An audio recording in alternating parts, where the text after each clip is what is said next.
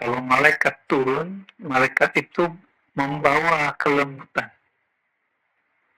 Malaikat turun itu membuat, jangankan malaikat, jin turun, jin datang, itu kita merinding. Bedanya, kalau jin turun, bulu roma berdiri, rasa takut muncul. Tapi kalau malaikat turun, dia makhluk bercahaya, maka hati kita terasa adem. Nah, itu ciri-cirinya. Dan sering, setiap kali zikir, majelis itu, beliau-beliau malaikat mulia itu datang. Dalilnya apa? Nah, ini orang kan nanya dalil, mana dalilnya? Tenang aja ya, kita bangnya dalil. Ini bangnya dalil semua ini. Mau dalil yang mana mereka punya? Dalilnya, inna lillahi malaikatan sayyarah. Ada juga tawafin. Inna lillahi malaikatan tawafin. Yaltamisuna majlis zikr. Allah mempunyai malaikat yang kerjanya tawaf keliling. Tapi tawafnya malaikat terbang. Malaikat itu bersayap. Uli ajnihatin masna wa sulasa wa ruba. Ya, ada yang dua kanan dua kiri, ada yang tiga kanan tiga kiri, empat kanan tiga kiri. Itu apa? Sama. Kiri kanan itu mereka sama. Mereka datang, yang dicari cuma satu, yaltamisun, mencari orang-orang yang berzikir. Karena malaikat itu mendapatkan hidangan di saat ada orang menyebut nama Allah. Dan dalam akhir hadis Bukhari, itu Imam Bukhari menyebutkan subhanallah bihamdi kalimatani khafifatani, ya, dua kalimat yang ringan fil lisan, saqilatani fil mizan, itu subhanallah bihamdi, subhanallah. Ini yang tadi kita baca, itu subhanallah alhamdulillah, itu gampang baca aja, subhanallah bihamdi, subhanallah. Apakah rasanya berat? Apakah rasanya seperti bawa gunung? Nah, tapi itu lebih berat dari gunung. Lebih berat dari gunung. Kalau antum baca 100 pagi, 100 sore, dunia, akhirat, jadi orang paling kaya. Maka orang kaya di dunia dan akhirat hatinya, itu orang yang baca subhanallah bismillahirrahmanirrahim. Bahkan beberapa ahli hadis mengatakan ketika ada muridnya kesusahan hidup, gurunya nanya, bukankah kamu baca Sahih Bukhari?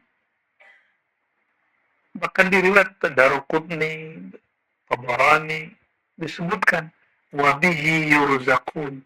Itu malaikat dapat rezeki karena baca itu. Rezekinya malaikat kalau baca nama Allah. Apa bedanya? Kita kan ada sisi malaikatnya. Insya Allah kalau ada masalah-masalah, baca zikirnya.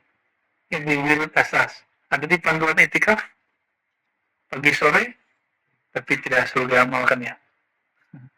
Ya, diamalkan ya. Insya Allah itu tabungan. Yang tadi, yang selama ini kita zikir khafi, itu tabungan yang tidak terlihat. Nah, yang kalau zikir asas dibaca, kita dapat tabungan yang zahir, aset yang zahir. Subhanallah bihamdi, subhanallah gharsun fil jannah. Satu subhanallah bihamdi subhanallah, satu pohon besar di surga. Satu pokok, kata orang Malaysia, Brunei ya, benar pokok. Kalau pohon memohon ya, satu pokok kita sebut pohon, satu pohon besar, dan pohon di surga kalau kita jalan di bawahnya 100 tahun baru selesai satu pohon, jalan kaki satu subhanallah. Maka orang yang tadi ikut baca, nikmat tidak nikmat, ikhlas tidak ikhlas, Allah akan kasih dia hadiah. Jika tidak ikhlas hanya di dunia, jika dia zikir hanya untuk kesuksesan dunia dikasih. Tapi jika dia tulus, maka di sini tumbuh, di sana tumbuh. Ya, di sini tumbuh, di sana tumbuh. Ya, kalau ada yang Allah bukakan mata batinnya akan lihat siapa yang paling banyak pohonnya nanti. Kalau punya pohon, luasnya 100 tahun perjalanan, satu pohon berarti berapa hektar? Ya, di Indonesia kalau ada kita lewat di pelosok-pelosok terus orang, oh itu kebunnya SBY, kebunnya Soeharto, kebunnya Prabowo, sejauh mata memandang gitu nih. Wow, kalau mereka nggak zikir di akhir di dunia ini nggak ke bawah itu, bisa-bisa dihisap 20 tahun deh di sana. Ya, walaupun dihisapnya mungkin selesai, tapi ya kalau nggak dapat syafaat Rasulullah kasihan, kantung. Kalau punya apa usaha, sisipkan di situ nama Rasulullah Sallallahu supaya aman deh, ya, aman dunia akhirat. Sisipkan di situ keikhlasan, perjuangan. Ya, Sayyidina Sulaiman jika tidak diberi syafaat bagi Rasulullah, maka dia menunggu 2000 tahun. 2000 tahun. Ada yang berani nunggu 2000 tahun. Diberi syafaat Rasulullah, selesai langsung. Hatta Nabi Sulaiman butuh syafaat. Apalagi kita yang belum jelas ini. Entah surga, entah neraka. Coba dihitung sholatnya. Baru sadar kan sholatnya nggak khusyuk selama ini? Ya, baru sadar kan? Setelah belajar zikir kolbu baru sadar, oh ternyata zikir kolbu begitu. Selama ini aku sholat kayak gimana? Kita sholat aja. Sholat begitu, ngeremehin orang lain. Kalau ketemu orang, wah itu tidak mursyid kamil, sholatnya nggak benar. Sholat kita yang nggak benar ini dijadikan cara untuk menghina sholat orang lain. Apa bedanya dengan khawarij? Tahqiru sholatukum. Ya, syolatin. Meremehkan sholat kamu dengan sholat mereka. Ya, jadi sekarang jangan lagi rendahkan sholat siapapun. Karena sholat kita juga belum tentu diterima. Ya.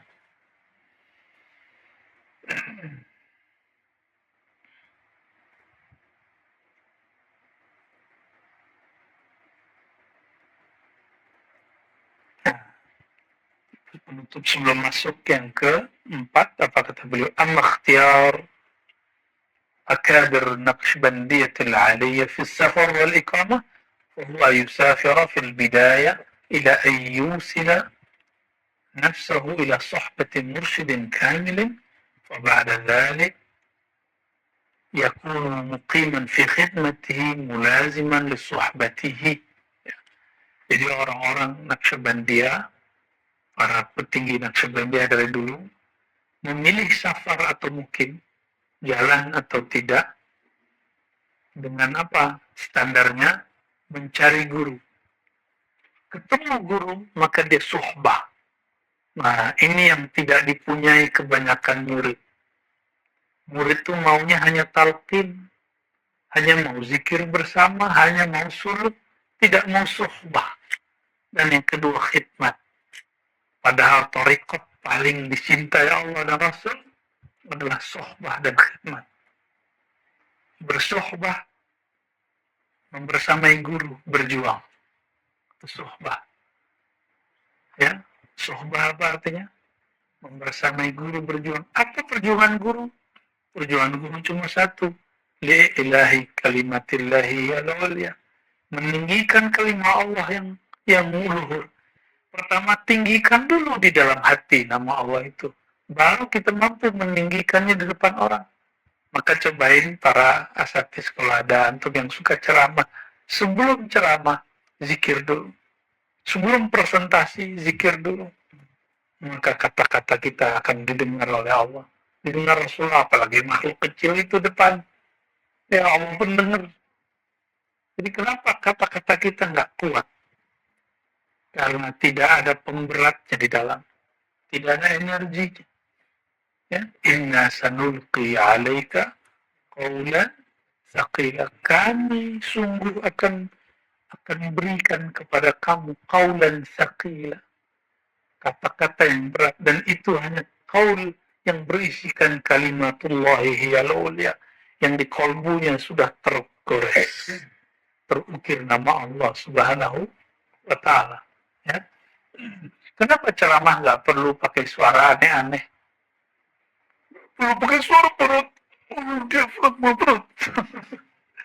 Nggak perlu, biasa aja. Ya, pakai suara biasa, asli antum saja. Nanti Allah yang isi. Allah yang isi. Dari dulu kita punya masyaikh biasa-biasa aja. Ceramah ini biasa-biasa aja. Nggak perlu pakai intonasi yang aneh-aneh. Dia datar tapi bergetar di kolbu. Ya, semoga Allah mempertemukan kita dengan mursyid yang seperti itu, sehingga bersohbat dengannya dan berkhidmat. Khidmat apa saja? Bukan khidmat sebatas khidmat kita bantu dia secara materi, tapi kita bersamai secara spiritual. Ya, kalau bantu pakai materi semua orang bisa, tapi bantu secara spirit bersamai dia. Dipanggilnya datang, diundang dia, labbaik ya syekh. Ya, jangan kebanyakan murid enggak, ya. Takut diberikan tugas. Banyak murid melarikan diri kalau diberikan tugas. Kalau melarikan diri dari berikan ijazah boleh. Itu guru saya itu. Bertahun-tahun gak mau terima ijazah. Gak mau terima mandat. Kan dia merasa dia tidak alim. Yang ada, teman kita rebutan mau dapat ijazah. Ijazah tertulis. Aku ijazahkan kau menjadi mursyid. Semuanya. Apalagi kalau sudah alim, ya. Pengennya kalau suluk langsung dapat ijazah. Gampang. Ya. Kalau menirukan talqin bisa. Menirukan talqin tonton aja di YouTube tuh. Tapi kalau menirukan energi hanya Allah yang beri. Ya. Nggak bisa sama. Ya, nggak bisa sama. Bahannya sama, kokinya beda, rasanya beda nggak? Ya. Beda.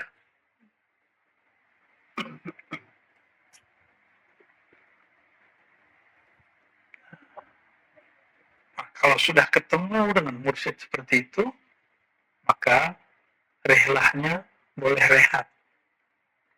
Gitu. Sampai gurunya meninggal juga atau kita yang meninggal duluan.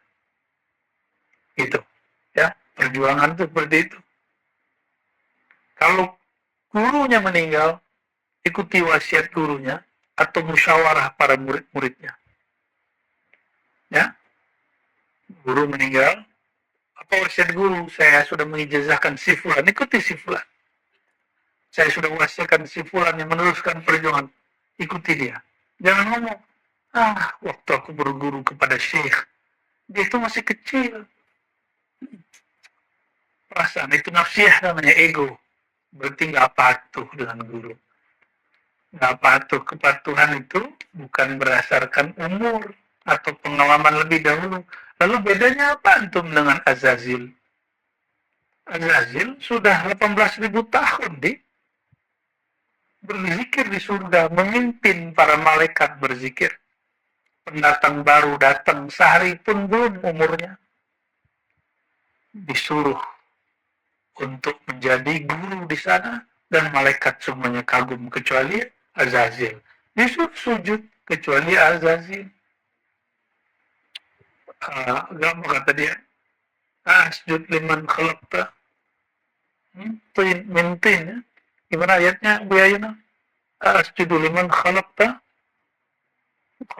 mintin. Masa aku sujud ke pendatang baru yang diciptakan dari yang aku injek-injek selama ini, yaitu tanah. Gengsi dong. Nah, sama kan seperti itu. Masa saya ngikut anak muda? Dan ingat, Torekoh tidak turun kepada anak. Kecuali anak itu juga anak rohani gurunya. Jadi Torekoh ini nggak turun kepada anak jasmani, kecuali dia juga murid gurunya. Nah, semoga anak-anak kita juga mewarisi hal yang sama. Amin. Rabbal alamin. Al-Fatihah. Bismillah. baru mau belajar. Dan nanti anak-anak kita mungkin karena terhijab oleh ayahnya, titip ke temennya, teman ajaran saya. Karena dia baru tahu ilmu bapak dia gimana, baru dia balikin. Lalu seperti itu guru-guru kita begitu ya. Jarang-jarang yang bisa belajar kepada ayahnya langsung. Jarang. Kalau bisa, alhamdulillah. Kalau enggak, maka harus dibuat modal seperti itu. Ya, jadi bersafar darwatan tujuannya apa? Mencari guru, lalu sohbat. Sohbat itu maknanya apa? Membersamai perjuangan. Guru maksum terpelihara dosa atau tidak?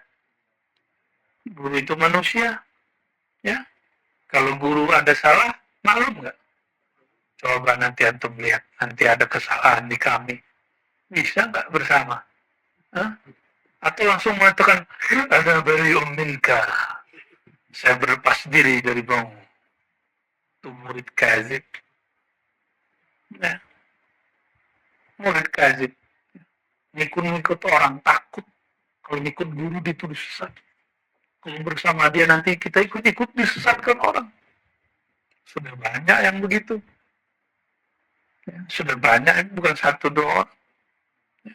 Berarti dia ngikut gurunya, bukan karena gurunya, tapi karena ego dia. Oh cocok nih orang alim nih. Kayaknya sahih nih. Ternyata ada yang kritik. Ya. Masih sama guru nggak? Ternyata dalam pikirannya guru ini nggak boleh salah. Loh, dia sudah sama dengan Syiah Rafidhah. Syiah Rafidhah meyakini imam itu maksum. Dalam Ahlus Sunnah, dalam Thariqah Sufi, guru tidak maksum. Guru tidak terpelihara dari dosa. Guru itu mahalul khata' wa nisyan juga. Bahkan zunubul ma'asi. Bahkan ada seorang ulama ditanya, Abul Qasim al-Junaid al-Baghdadi. Gimana kalimatnya bilang? Ayasi, ayazinil wali. Itu terjemahannya. Apakah wali masih bisa berbuat dosa besar? Jawabannya, itu ketetapan Allah bahwa wali bukanlah nabi. Ya, wali bukanlah nabi. Ini ada murid, gurunya ikut politik langsung ditinggal. Gurunya poligami langsung ditinggal. Serius. Ada seorang murid nggak mau lagi ikut gurunya karena gurunya kawin lagi. Masih hidup sekarang guru itu. Muridnya juga masih hidup, saya kenal orangnya. Bukan di sini, ya di Solo. Gurunya berpolitik, ini bukan mursyid kamil. Oh, berarti dia tahu mursyid kamil kayak gimana. Terus ngapain dia berguru? Buat thariqat sendiri aja. Kalau cuma karena guru berpolitik, guru zuat lagi, nikah lagi, terus antum nggak ikut. Kira-kira kalau antum ketemu Rasulullah gimana? Rasulullah ketemu Aisyah nikah, ketemu Hafsah nikah, ketemu dengan Ummu Salamah janda, baru nggak lama langsung nikah. Setelah selesai iddahnya, nikah lagi. Antum bakal bilang apa kepada Rasulullah nanti? Oh itu kan Rasulullah. Sama apa? Hanya basyarum mislukum, kata beliau. Aku manusia seperti kamu. Persis sama. Jadi pilah-pilah di situ. Pilah-pilah di situ. Ya. Mampu memilah itu baru disebut murid shadiq. Jadi jangan ditanya, guru saya sempurna atau tidak. Tanyalah, saya serius gak berguru. Itu disebut murid shadiq. Jangan ditanya, gurunya usul gak? Tanyalah dalam kolbu, saya tasdik gak? Percaya gak dengan ilmu ini? Tasdik itu, kalau diuji, dia bertahan. Ya, kalau nggak tasdik, goyang dikit, ditinggal. Saya mengabarkan begini, di antara antum nanti ada yang begitu. Ya. Semoga nggak berat-berat amat lah ya. Ya, apakah sakit, kami akan sedih. Secara manusiawi sedih. Tapi secara rohani, raditu billahi, hanya ridho kepada Allah. Yang sudah sunatullah, mau gimana lagi? Tapi saya berdoa semoga kita semua, ya Allah istiqomahkan semua. Amin rabbal alamin. Ya. Kita masuk kepada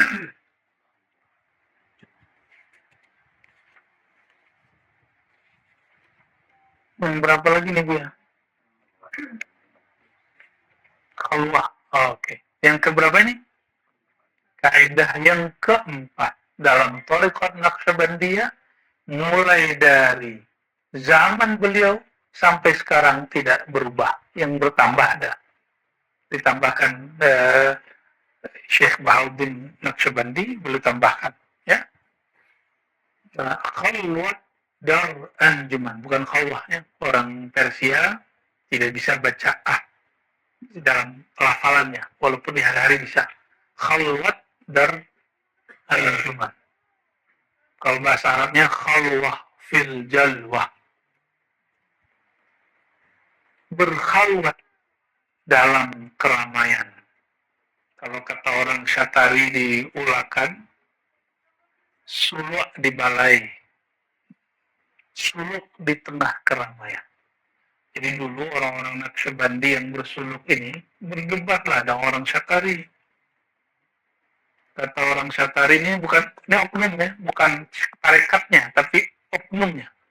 Apa kata orang Syatari ini? Apa-apa nih kalian? Norak, masa suluk 40 hari disuruh lagi? Nggak makan vegetarian lagi? Nggak keren. Yang keren itu suluk di balai, suluk di pasar, suluk lagi kerja. Gitu. Ya, ternyata ini anak nggak ngerti bahwa di Naqsyabandi juga ada program namanya Khalwat Dar Anjuman atau Al-Khalwah fil Jalwah, bersuluk di tengah keramaian. Nah, politisi yang bersuluk, politisi yang jujur di tengah keramaian hiruk-pikuk politik, pengusaha yang berkhalwat dan anjuman, usaha yang dia tetap berbagi di tengah-tengah kekayaan dan usahanya. Dia tetap jujur. Nah, masalahnya kalau orang buka usaha di Indonesia dan di mana saja, itu mesti ada liku-likunya dikit ya. Mesti ada minyak-minyaknya lah ya. Makanya wajib pengusaha itu beberapa persen hartanya untuk berjuang. Kursi apa aja, dia harus bagi kemana aja. Antum hati-hati yang punya usaha sawi itu. Ya pasti ada pelicin ya kan. Ya, daripada orang ono yang ngambil, mending kita yang ambil. Ya. Tapi itikad dalam arti saya harus berbagi dengan orang sana, bagi usaha dengan para pekerja. Ya. Daripada yang ngambil orang-orang yang nggak jelas.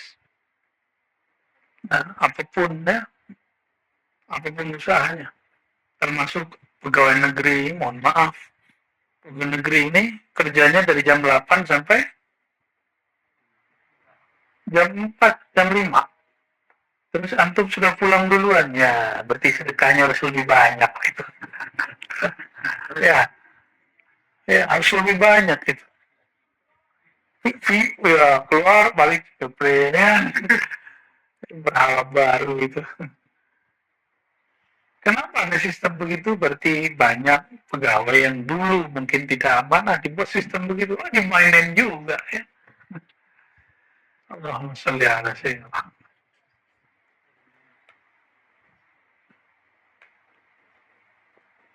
Yang paling enak tuh jadi ustadz ya.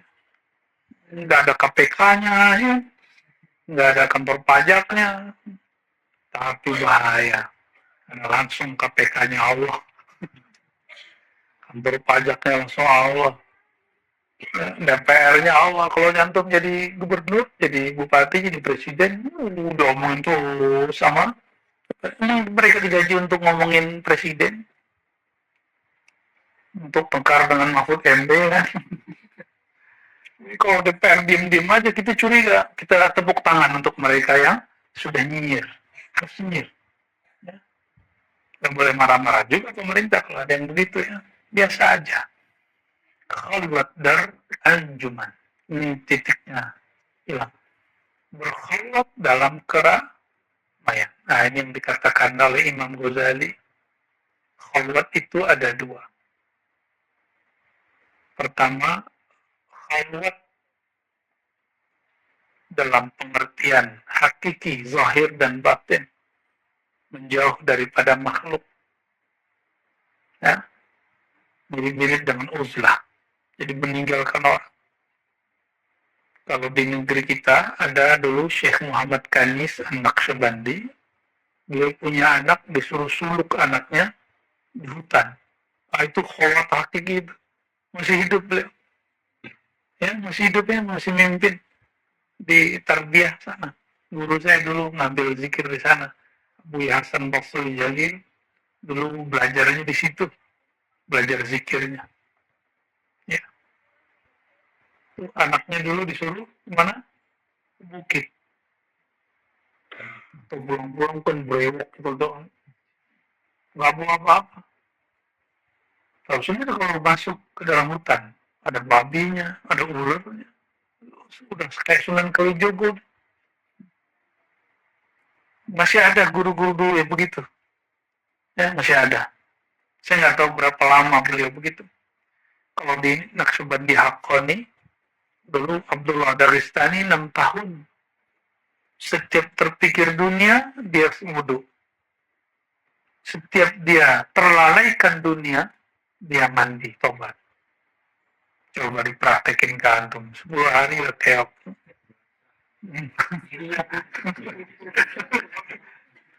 Ya. Jadi kenapa kita di sini setiap hari mesti mandi, tobat. Mengamalkan itu. Setiap hari mandi, niat mandi, tobat. Nah, ini bawa nanti sampai pulang. Pulang pun setiap mandi tobat. Enggak ada orang mandi tobat telanjang. Mandi tobat ya pakai kain basahan. Mesti pakai bahasa. Walaupun boleh secara fikih mandi tidak berpakaian dalam ruangan tertutup. Secara fikih ya boleh, tapi secara adat ya lain cerita. Kecuali antum pengantin baru tuh lain cerita tuh. Nggak seru katanya.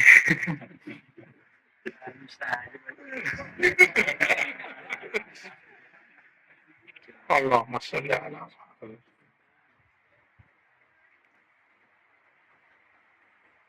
Su'ila al-Khaja Bahauddin Shah Naqsyaband Quddisa sirru bi'anna bina tariqikum ala ayyi syai'. Dengan apa? Jadi ada orang nanya kepada Imam Bahauddin Shah Naqsyabandi, Imam Ahlus Sunnah di zamannya, thariqah kamu ini itu dibangun dengan kaidah apa? Apa jawaban beliau? Khalwah dar anjuman, berkhalwat dalam keramaian. Nah ini yang dikatakan Imam Ghazali, khalwat pertama berkhalwat dalam kesunyian, yang kedua hati bersama makhluk. Apa? Badan bersama makhluk, hati bersama Allah. Ini namanya khalwat batin. Jadi khalwat zahir batin, yang kedua khalwat batin. Kepikiran dunia enggak? Ya, dari kemarin pikiran apa enggak? Kepikiran. Tapi diikuti enggak perasaannya? Ada yang sudah kangen, ya? Ada yang belum kirim foto. Allahumma sholli ala antum nggak bisa. Coba bayangkan zaman-zaman kami suluk zaman dulu kan, nggak ada handphone, 40 hari. 40 hari serunya bukan main. Makanya beberapa tempat kan kurang enjoy suluknya, 3 hari pulang. Oh, berat-berat katanya. Apa yang berat? Biasa aja kali. Yang berat tuh pikiran dia. Tempat yang horor sih kan, Bahwa kita buat happy dari kemarin. Ya. Dari pengajian sore. Apakah ini bid'ah? Yang enggak. Yang dibicarakan kan silsilah. Membacakan silsilah itu caranya dua. Pertama, membacakan silsilah dalam tawajuh. Satu-satu dibaca. Apa efeknya baca silsilah kalau nggak mengerti silsilahnya siapa? Maka keberkahan menyebutkan silsilah akan tambah kuat kalau mengenal siapa mereka. Ini kita baru berhenti di nama Abdul Khalid Al-Wujudwani. Oh, berarti antum sekali sebulan harus datang ke Jakarta ntar nih. Ya, karena akan ada kajian khusus untuk silsilah Thariqah Syabandiyah sekali sebulan, insya Allah. Insya Allah. Udah mikir ongkosnya piye. Ya kalau nggak bisa live lah, ribet amat dunia ini ya.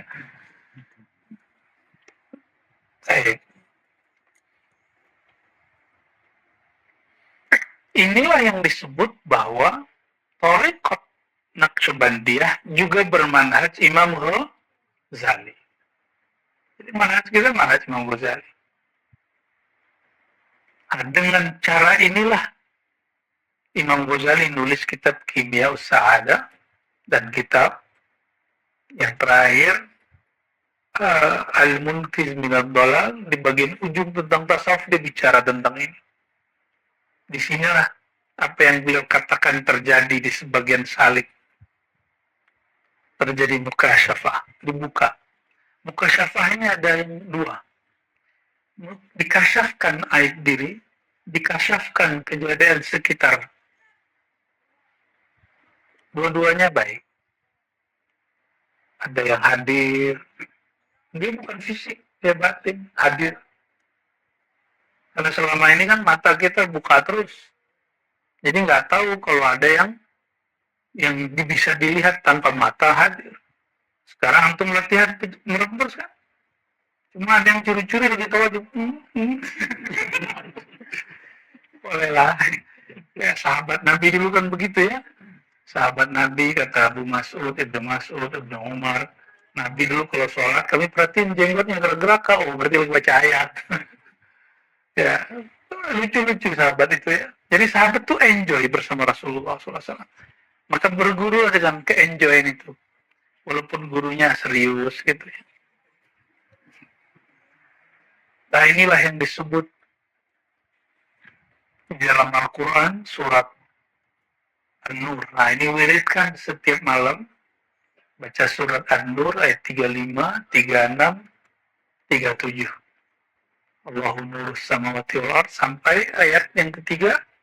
Rijalun la tulhihim tijaratun wala bay'un dzikrillah. Rijalun la tulhihim tijaratun wala bay'un an dzikrillah. Rijal, maka orang-orang yang tidak lalai. Karena apa? Tijarah, usaha dia. Kita punya usaha semua, tijarah. Wala bay'un, transaksi dia. Apapun usahanya. Disebut di sini tijarah dan baik. Karena itu usaha yang paling ramai. Di pasar itu barter-barter, akad itu ramai. Nah, pekerjaan seperti ini pun mereka tidak lalai. Apalagi di belakang meja. Apalagi di belakang laptop. Apalagi yang sifatnya masih lebih elegan. Yang paling sibuk pun mereka tidak. Berarti mereka sudah latihan zikir tidak hanya dengan lisan. Zikir dengan qalb. Maka di ayat 36. Fi buyutin adzinallahu an turfa wa yudhkara fiha ismuhu yusabbihu lahu fiha bil ghuduwi wal asal, kata Imam Ghazali. Buyut, bait, rumah-rumah yang Allah izinkan namanya bertahta di sana. Itu rumah sebenarnya adalah rumah kolbu. Masjid rumah Allah itu apakah surau seperti ini? Masjid yang megah itu bangunan. Sudah berapa kali di Turki Hagia Sophia berubah dari gereja jadi masjid, masjid jadi gereja, jadi masjid lagi. Benar nggak? Jadi kalau bangunan boleh-boleh saja berubah. Sudah banyak surau-surau suluk, tempat etika, belajar zikir, hanya menjadi gudang, tempat kambing, ya kan? Kambing, jadi yang suluk sekarang kambing, sama tikus, sama guguk di bawahnya kan semua surau. Dulu surau begini. Insya Allah yang di BSD nanti kita buat pakai kayu juga, karena kayu ini bisa menyerap energi buruk di badan. Ya, itu dahsyatnya. Karena dia berzikir. Masih ingat Nabi SAW ketika ada orang disiksa, dikubur, Nabi ambil pelepah. Pelepah itu kayu, tancap.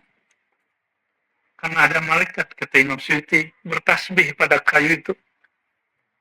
Ini kata Imam Suyuti, belum kata kita nih. Maka Allah yukhaffif malam yaibas. Selama belum kering, itu dapat syafaat. Tapi setelah kita belajar ilmu zikir, ilmu ma'rifat, ketemu riwayat yang orang sudah tahu. Tapi mereka jarang memperhatikan riwayat ini. Nabi bersandar ke pohon, ke kayu, masih ingat? Ternyata ketika dibuatkan mimbar, kayunya nangis. Seperti anak kecil nangis. Satu masjid dengar. Itulah karamah sahabat. Mereka mendengarkan suara, kayu ditinggal. Berarti pada kayu ada ruh nggak? Namanya ar-ruh an-nabati. Ar-ruh an-nabati. Pada hewan, ar-ruh al-hayawani. Pada diri kita lebih lengkap lagi. Ada ar-ruh al-kudusi. Jadi di tubuh ini ada semua itu. Maka kitalah khalifah di muka bumi. Bukan hewan, bukan tumbuhan. Kita jadi khalifah. Kenapa? Pada diri kita ada ruh an-nabati. Jadi ini tumbuh. Ya. Giginya masih tumbuh nggak? Masih. Untuk sih masih bocil ya. Giginya belum ompong semua ya. Kuku tumbuh nggak? Nah itu nabati. Maka ada nabati. Hayawan bergerak. Suka gerak kan dari tadi. Ingin pindah-pindah. Ya. Kalau antum ini cuma begitu aja, tumbuh, gerak, makan, minum, buang air kecil, kawin, apa bedanya? Ulai kakal sama dengan mereka, dengan an'am, binatang ternak. Kita harus beda, karena di dalam ini ada ruh yang lain. Nafakhtu fihi min ruhi. Ini yang tidak ada di hewan. Aku hembuskan kepadanya dari ruhi, rohku. Itu yang disebut ruhullah Ahmad. Maka diri kita, ruh kita ini, dia adalah pecahan, bukan pecahan juga, pancaran dari ruh Ahmad itu. Bukan dari zat Allah. Karena zat Allah tidak pernah bercerai. Ya. Para bocil-bocil. Biarin aja ya, biar jadi kenangan indah bagi mereka nanti. Nah ini ayat surat 35, surat 24 ya. Surat 24 ayat 35, 36, 37. Itu sangat baik untuk menerbitkan cahaya dalam kolom. Saya suka baca ayat itu kalau qiyamul lail malam hari. Ya. Senang baca ayat itu.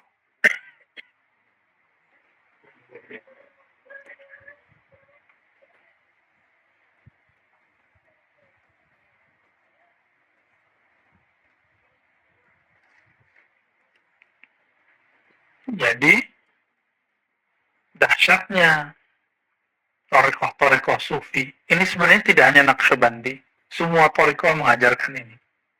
Namun ketika orang tadi yang oknum Naqsyabandi dan Syatari ini mereka berdebat, berarti mereka baru mengerti tarekat secara zahir, belum tahu bahwa dua tarekat ini sumbernya sama, nanti sanadnya ke atas sama.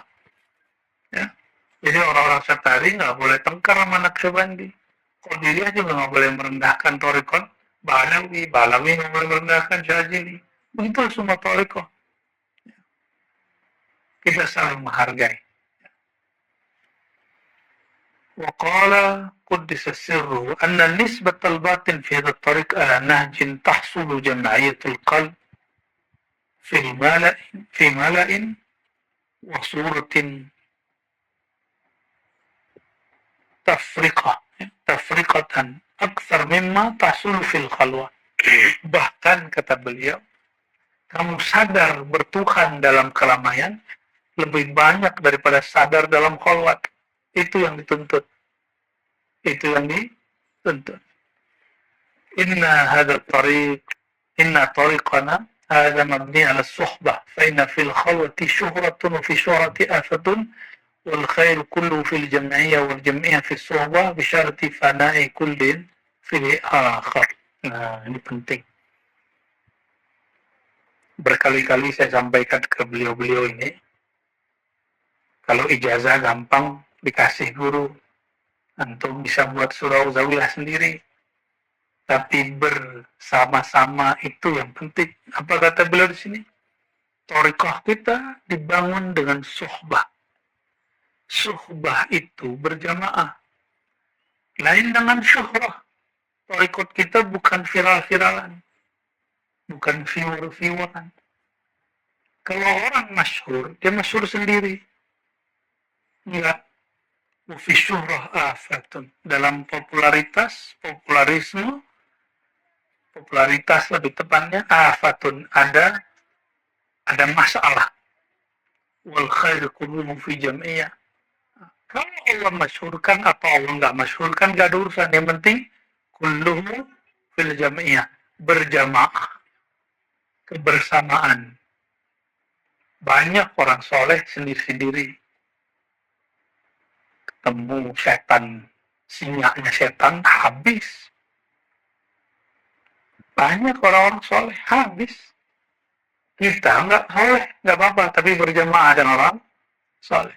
Ketika terjadi kegoncangan, baik goncang iman, musibah lahir batin, dan musibah akhir zaman, paling fitnah akhir zaman, kalau orang berjamaah, walaupun tubuhnya berjarak jauh, tapi mereka pergerakannya selalu bersama-sama.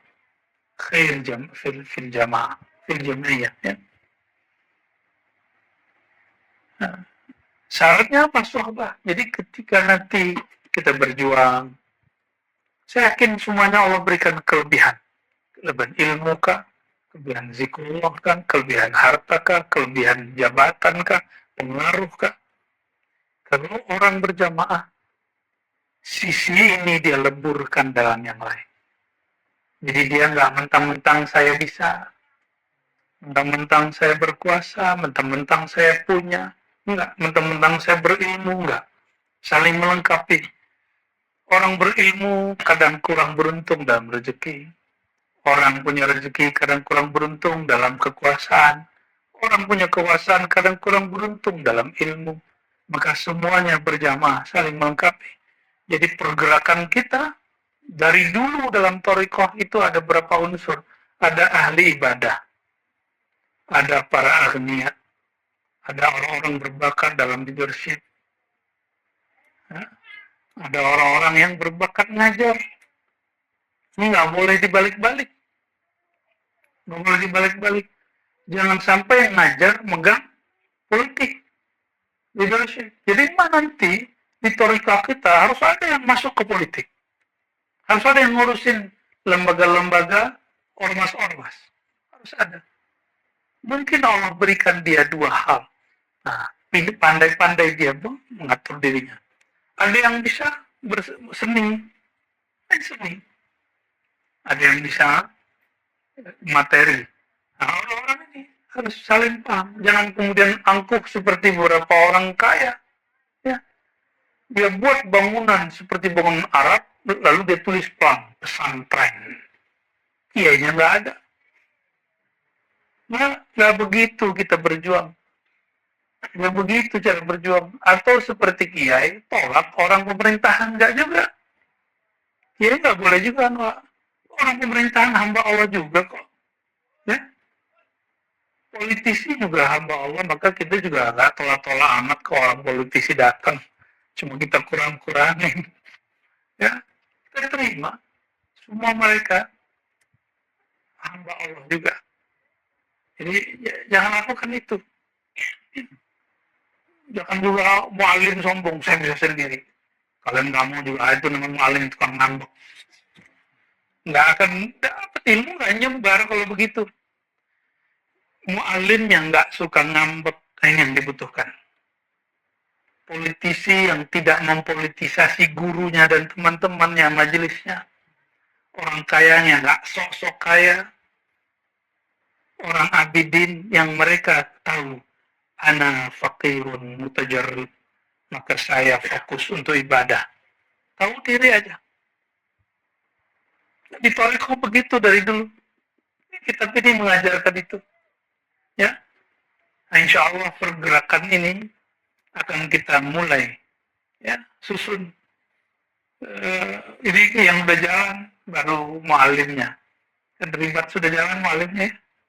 Ya, sudah jalannya udah banyak nih mualim semua. Mereka kalau mau sendiri mah jalan-jalan sendiri.